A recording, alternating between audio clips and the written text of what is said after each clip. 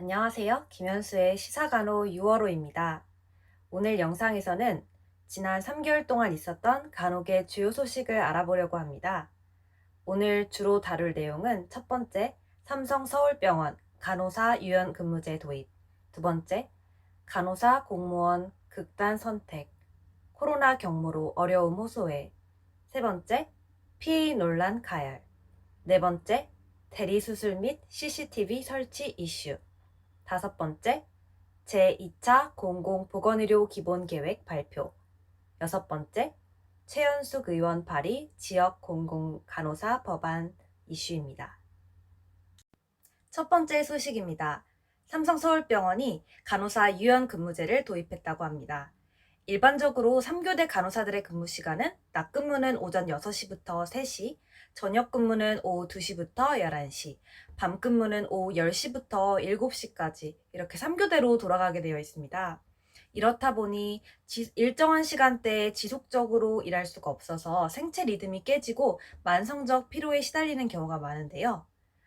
이 병원에서는 이러한 딜레마를 극복하기 위해서 간호사들이 야간 전담, 낮, 저녁, 야간 중 2개 고정 근무, 그리고 12시간 2교대, 기존 3교대 중 하나를 매달 선택할 수 있도록 하였다고 합니다. 사직, 병가, 조퇴 등으로 갑작스러운 인력 공백이 생기는 경우를 대비해서는 고참 간호사로 이루어진 에이스팀도 꾸렸다고 하네요. 유연 근무제에 참여한 간호사들을 대상으로 진행한 조사에서 스스로 근무제를 선택함으로써 오는 자존감 상승과 예측 가능한 일상 유지 등 장점을 실감하는 경우가 많았다고 합니다. 저도 대학병원에서 3교대 근무를 하고 있는데요. 제 근무표를 살펴보면 일주일 동안 어느 때는 주 6일을 근무하는 날이 생기게 되고 굉장히 불규칙한 수면 패턴과 컨디션 저하를 겪고 있습니다. 한국의 2019년 기준 연평균 실제 노동시간은 1967시간으로 OECD 국가 중 1위인 멕시코보다 길다고 합니다. 멕시코는 2137시간이거든요. 근데 한국 간호사는 이 평균 시간보다도 더 많이 일하는데요. 중소병원 간호사회에 따르면은 한 해에 평균 2436시간 일한다는 조사 결과가 2019년도에 있었습니다. 간호사는 최대 주 52시간 특례 업종이어서 초과 노동의 제약이 크지 않고 간호사의 고된 노동은 상식처럼 여겨지게 됩니다.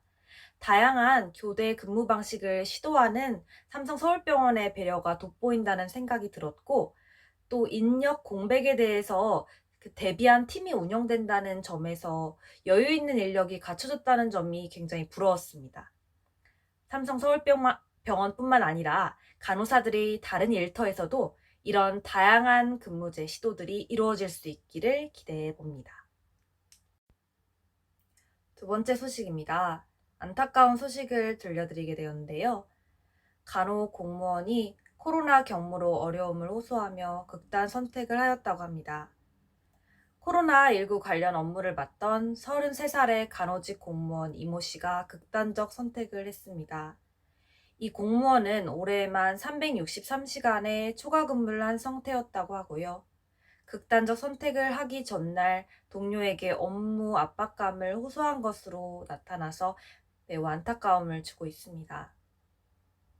이에 대해 이낙연 더불어민주당 전 대표는 중증도별 간호인력 기준을 마련해서 부족한 인력을 충원하고 의료 공공성 확대 요구에 부응하겠다고 약속했습니다.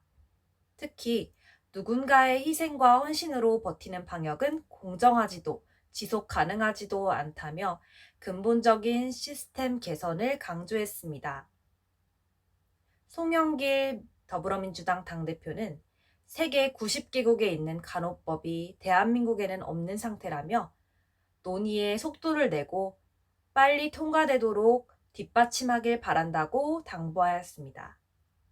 이렇게 여당의 대표 인사들이 간호 인력 기준 마련에 대해 약속한 만큼 정부 차원에서 지속 가능한 간호 인력 운영을 위한 노력이 꼭 이루어지기를, 그리고 더 이상 간호사들이 스스로 목숨을 끊는 일이 발생하지 않기를 간절히 바라봅니다. 삼가 고인의 명복을 빕니다. 세 번째 소식입니다. PA 논란이 다시 가열되고 있는데요. PA란 Physician Assistant의 줄임말입니다. 한국에서는 불법적으로 운영되고 있는데요. 보건의료노조가 전국 102개 의료기관 노동자를 대상으로 실태 조사한 결과 대다수 병원에서 일상화된 PA 간호사의 불법 의료 행위가 이루어지고 있는 것으로 조사되었습니다. 구체적으로는 PA가 의사의 아이디와 비밀번호로 병원 내 전산 시스템에 접속해 각종 검사와 약물 처방, 입퇴원 업무를 전담에 처리하고 의사 대신 수술과 수술 기록지를 작성하며 환자의 치료 방향은 물론 암 환자의 항암제 용량을 계산하는 사례가 발견되었습니다.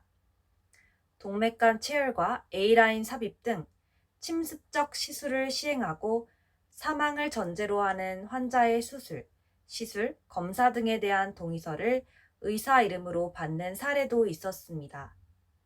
이와 관련해 최근 서울대병원은 PA를 임상 전담 간호사, 일명 Clinical Practice Nurse, CPN으로 규정해서 양성화하기로 결정해 논란의 중심에 섰습니다.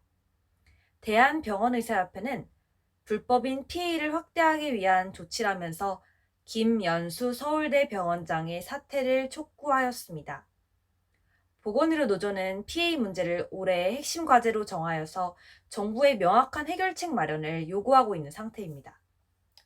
보건의료노조는 무면허 불법 의료행위 실태조사 및 근절 방안 마련, 직종 간 업무 범위 구분 및 법안의 명시, 의사 인력 확충 및 PA 인력 정보 실태조사 등이 충실히 이루어지지 않을 경우 9월 보건의료노조 산별 총파업에 돌입할 것을 예고하기도 하였습니다. 미국의 PA나 NP의 경우에는 할 수 있는 업무와 할 수 없는 업무가 명확하게 구분되어 있어 할 수 있도록 법적으로 허용된 범위에 대해서는 법의 보호를 받고 있습니다.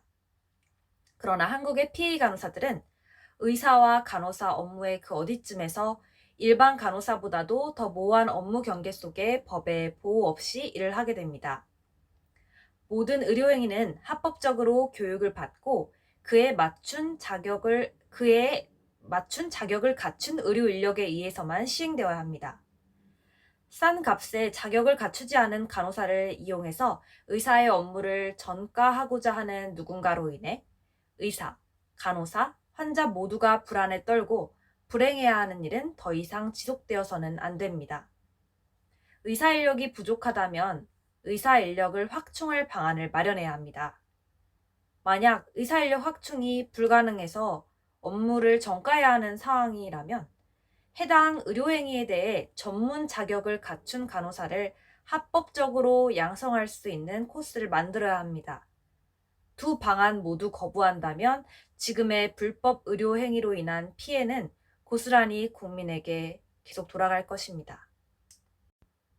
네 번째 소식입니다. 대리수술 및 CCTV 설치 관련 이슈입니다. 최근 인천의 한 척추 전문병원에서 의사가 아닌 병원 직원들이 대리수술을 했다는 의혹이 있었습니다. 제보자가 공개한 수술실 내부 동영상에는 수술의 전 과정을 행정 직원들이 직접 담당하고 의사들은 5분에서 10분 정도 잠깐 수술실에 머무는 모습을 보였습니다. 지난 2월에 국회에 수술실 CCTV 설치 의무화를 명문화한 의료법 개정안이 발의되었지만 의료계의 강한 반대로 처리가 유보되었습니다. 의료계에서는 CCTV가 촬영되고 있다는 사실만으로 의료진의 진료가 위축될 가능성이 있다는 입장입니다.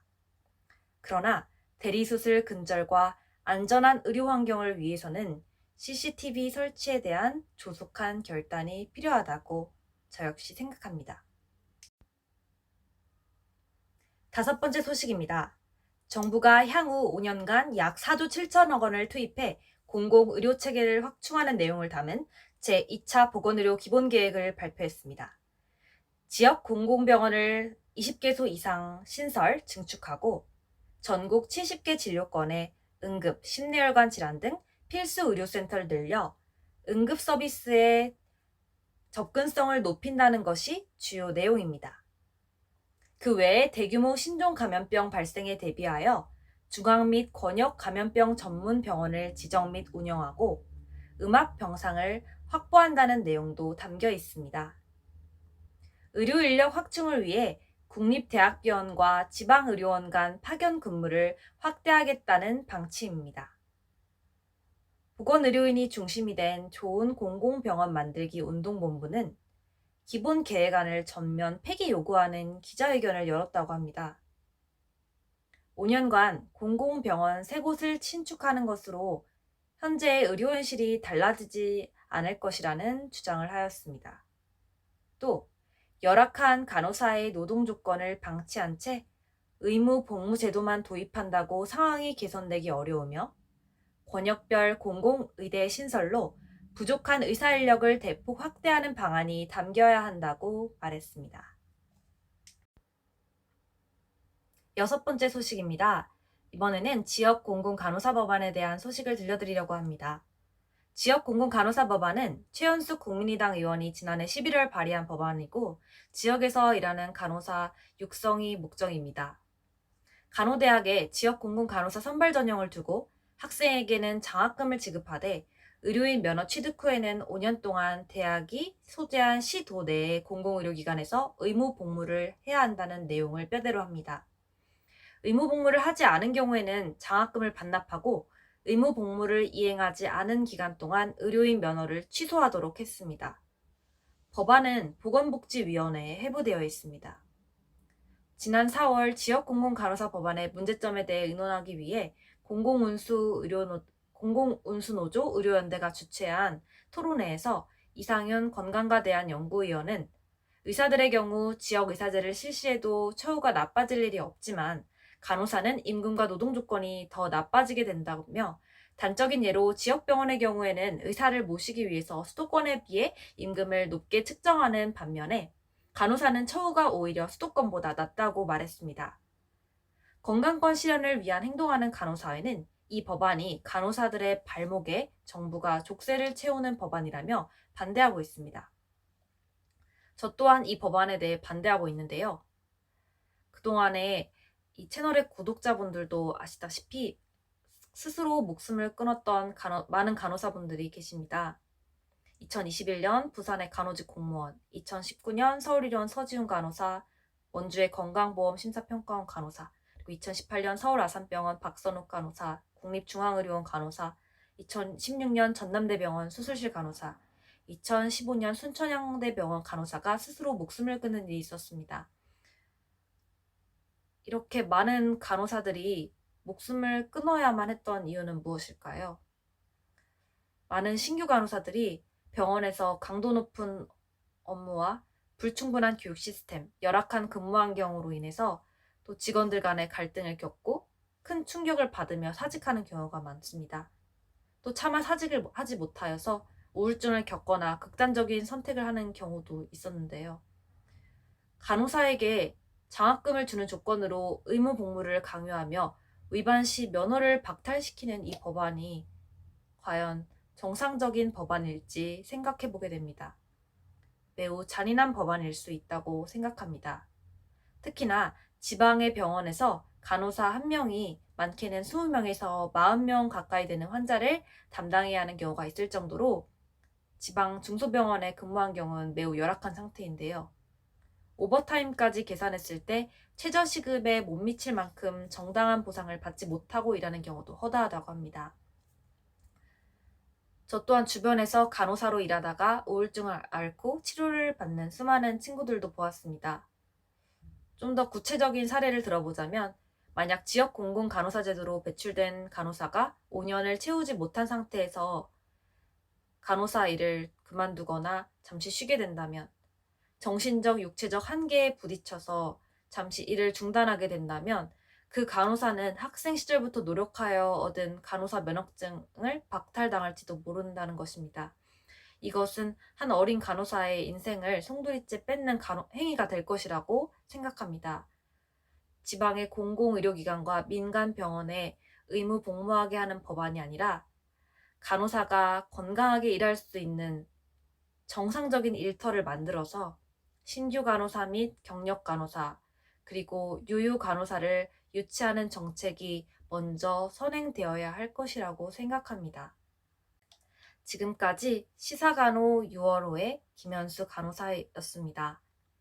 지금까지 영상을 보시면서 저와 다른 의견을 가지셨거나 혹시 궁금한 점이 있으시면 댓글이나 이메일로 소통해 주시면 감사하겠습니다. 지금까지 영상을 시청해 주셔서 감사합니다.